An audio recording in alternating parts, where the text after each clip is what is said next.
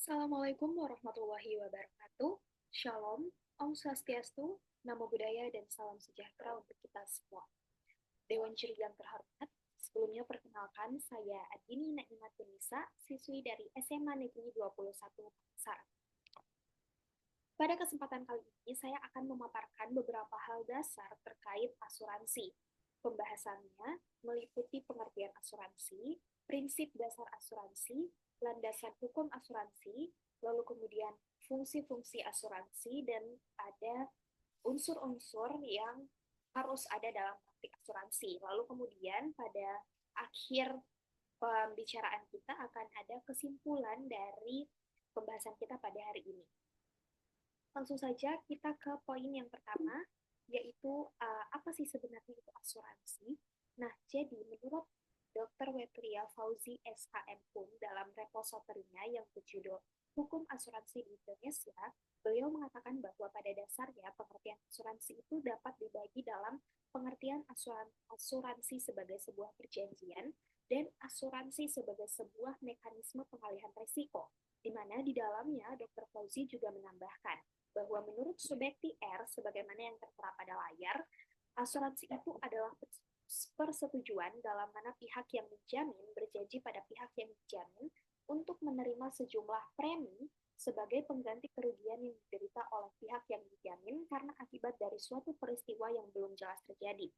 Jadi sederhananya, asuransi itu sebenarnya metode transfer resiko dari tertanggung ke penanggung yang bertujuan untuk meminimalisirkan atau transfer resiko. Jadi yang tadinya tertanggung itu mempunyai banyak sekali resiko-resiko yang mungkin saja terjadi di masa depan, namun dengan penggunaan asuransi, resiko tersebut dipindahkan sebagai tanggungan bagi penanggung atau bagi perusahaan asuransi, begitu ya. Nah, lalu bagaimana sebenarnya cara kerja transfer resiko dalam asuransi? Apa maksud dari transfer resiko itu? Jadi, dalam asuransi transfer risiko itu bekerja dengan cara individu atau bisnis sebagai tertanggung akan membayar sejumlah uang yang disebut premi ke perusahaan asuransi sebagai penanggung untuk mengalihkan potensi kerugian finansial dari kejadian tak terduga seperti kecelakaan, sakit, atau kerusakan properti kepada perusahaan asuransi. Nah, perusahaan asuransi inilah yang kemudian akan bertanggung jawab untuk menanggung biaya ganti rugi jika kerugian tersebut terjadi. Hal ini tentunya sesuai dengan ketentuan dalam polis asuransi, yaitu memberikan perlindungan finansial bagi tertanggung. Kurang lebih seperti itu. Lalu kemudian lanjut ke poin selanjutnya, ada fungsi asuransi. Fungsi asuransi ini, yang bagian atas itu merupakan fungsi utama, terdapat 4 poin, dan yang kedua ada fungsi lain atau fungsi tambahan dari asuransi. Yang pertama, fungsi utama asuransi, yaitu pengalihan resiko.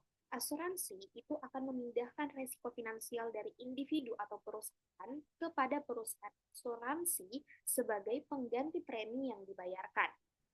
Ini tadi yang barusan saja kita bahas mengenai transfer risiko, kurang lebih berkaitan ya dengan poin yang pertama.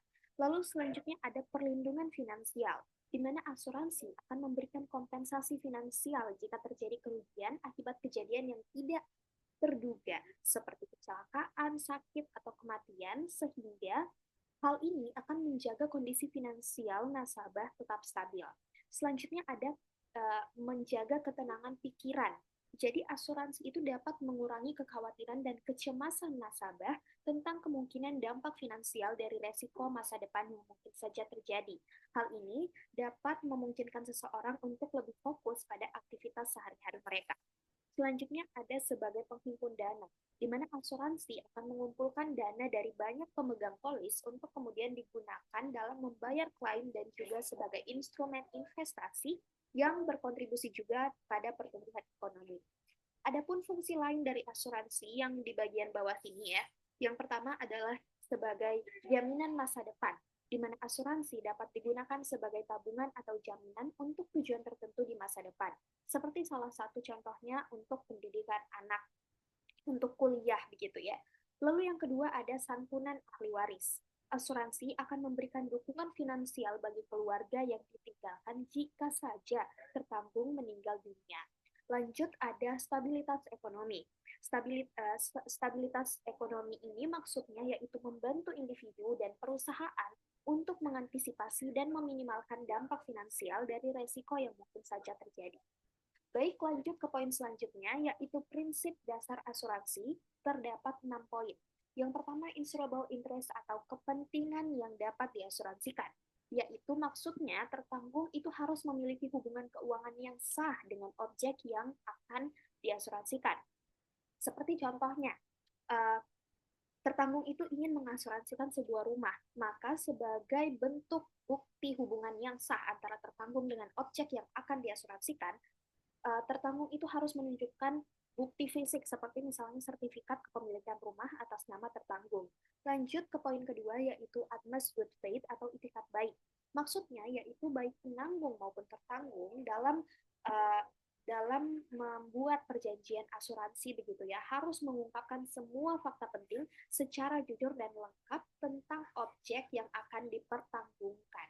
Nah, yang ketiga ada indemnity atau ganti rugi, di mana perusahaan asuransi akan memberikan ganti rugi atau mengembalikan posisi keuangan tertanggung ke kondisi sesaat sebelum kerugian terjadi. Tentunya tanpa boleh menambahkan atau mengurangi nilai kerugian tersebut. Selanjutnya ada subrogation atau alih hak. Subrogation atau alih hak itu maksudnya setelah membayar klaim, penanggung itu memiliki hak untuk menuntut ganti rugi dari pihak ketiga yang bertanggung jawab atas kerugian tersebut. Jadi tentu saja misal uh, pada suatu peristiwa yang terjadi, misalnya kecelakaan, tentunya ada misalnya nasabah ini sebagai tertanggung mengalami kecelakaan. Nah, pihak ketiga inilah yang terlibat dalam kecelakaan tersebut yang bertanggung jawab atas ganti rugi tersebut. Maka ketika nasabah sudah mengajukan klaim ke perusahaan asuransi, lalu kemudian perusahaan asuransi melakukan ganti rugi kepada nasabah, nah nantinya pada prinsip subrogation atau alih hak ini, perusahaan asuransi itu memiliki hak untuk menuntut ganti rugi kepada pihak ketiga yang juga terlibat dalam kecelakaan tadi untuk mengganti rugi atas kejadian tersebut. Maksudnya seperti itu ya. Lanjut ke poin selanjutnya yaitu contribution atau kontribusi. Nah, hal ini itu terjadi jika saja suatu objek yang dipertanggungkan oleh nasabah itu dipertanggungkan oleh lebih dari satu perusahaan asuransi. Maka jika terjadi kerugian, perusahaan-perusahaan tersebut itu akan bersama-sama memberikan ganti rugi sesuai dengan proporsinya masing-masing. Yang terakhir ada proximate cause atau penyebab terdekat, yaitu ganti rugi hanya diberikan jika kerugian yang terjadi disebabkan oleh penyebab utama yang secara langsung menyebabkan ganti rugi tersebut, yang secara langsung menyebabkan kerugian, maksud saya, dan tentunya hal tersebut itu harus dijamin dalam polis. Kita lanjut ke poin selanjutnya yaitu jenis asuransi. Nah, jadi asuransi itu meliputi berbagai resiko yang beragam, mencakup perlindungan untuk diri sendiri seperti asuransi kesehatan, jiwa, pendidikan, penyakit kritis, lalu kemudian ada perlindungan aset seperti kendaraan, properti, mesin, dan asuransi perjalanan seperti travel insurance, yang dimana secara garis besar dibagi lagi atas dua. Yang pertama asuransi konvensional dan asuransi syariah. Asuransi konvensional itu lebih berfokus pada untung rugi suatu perusahaan asuransi, sedangkan asuransi syariah itu lebih berfokus pada kesesuaian atau keselarasan berjalannya perusahaan asuransi dengan syariat-syariat atau ajaran-ajaran agama Islam, begitu ya. Kita lanjut ke poin selanjutnya, Dewan Juri yang terhormat, ada dasar hukum asuransi yang melandasi berjalannya suatu perusahaan asuransi. Hal ini saya ambil dari kita kembali lagi ke jurnal di awal, yaitu Repository Dr. Fauzi.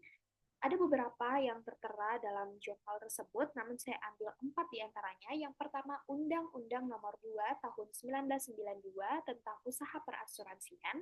Yang kedua, ada Undang-Undang Nomor 40 Tahun 2014 tentang Perasuransian. Ketiga, ada Peraturan Menteri Keuangan Republik Indonesia Nomor 53/PMK.010/2012 tentang Kesehatan Keuangan Asuransi dan Perusahaan Reasuransi. Dan yang keempat ada Peraturan Otoritas Jasa Keuangan atau POJK terkait hukum asuransi. Lanjut ke poin selanjutnya. Ada unsur pokok dalam praktik asuransi atau apa saja yang perlu ada dalam praktik asuransi. Yang pertama, pihak-pihak. Nah, pihak-pihak ini itu sudah meliputi tertanggung sebagai nasabah atau pemegang polis dan penanggung sebagai perusahaan asuransi. Yang kedua ada premi. Premi ini merupakan pembayaran berkala dari tertanggung ke penanggung. Yang ketiga ada polis. Polis.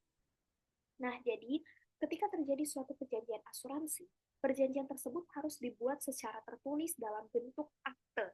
Nah, akte inilah, akte perjanjian ini yang kemudian disebut sebagai polis. Selanjutnya ada claim, yaitu proses pengajuan ganti rugi saat terjadi resiko yang ditanggung. Selanjutnya ada objek asuransi atau hal yang diasuransikan sebagaimana yang sudah kita bahas tadi, ada asuransi jiwa, asuransi harta benda, asuransi perjalanan dan lain sebagainya.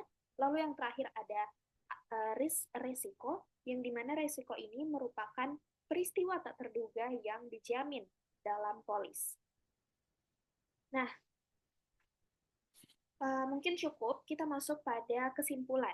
Jadi sebenarnya kenapa kita harus menggunakan asuransi? Kenapa penting untuk menggunakan asuransi dalam memanage atau mengatur keuangan kita? Jadi pentingnya menggunakan asuransi itu bukan hanya terletak pada uh, fungsi dari instrumen ini untuk mengganti kerugian, melainkan asuransi itu dapat menyediakan jala pengaman finansial yang krusial, di mana menjamin stabilitas keuangan kita di masa depan. Tanpa asuransi, terjadinya musibah tak terduga seperti sakit kritis, kecelakaan, atau bahkan kerusakan properti, itu dapat menyebabkan kebangkrutan atau ketidakstabilan ekonomi yang parah. Dengan pengalihan resiko yang dilakukan oleh asuransi, itu asuransi kemudian dapat memberikan ketenangan pikiran dan memungkinkan kita untuk lebih fokus produktivitas sehari-hari alih-alih terus-menerus mengkhawatirkan potensi bencana finansial yang mungkin saja terjadi di masa depan.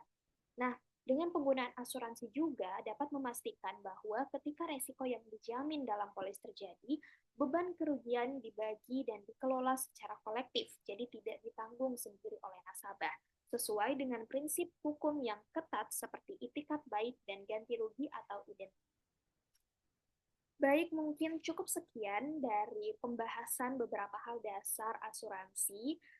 Mungkin cukup sekian, saya tutup. Terima kasih atas perhatiannya. Wassalamualaikum warahmatullahi wabarakatuh.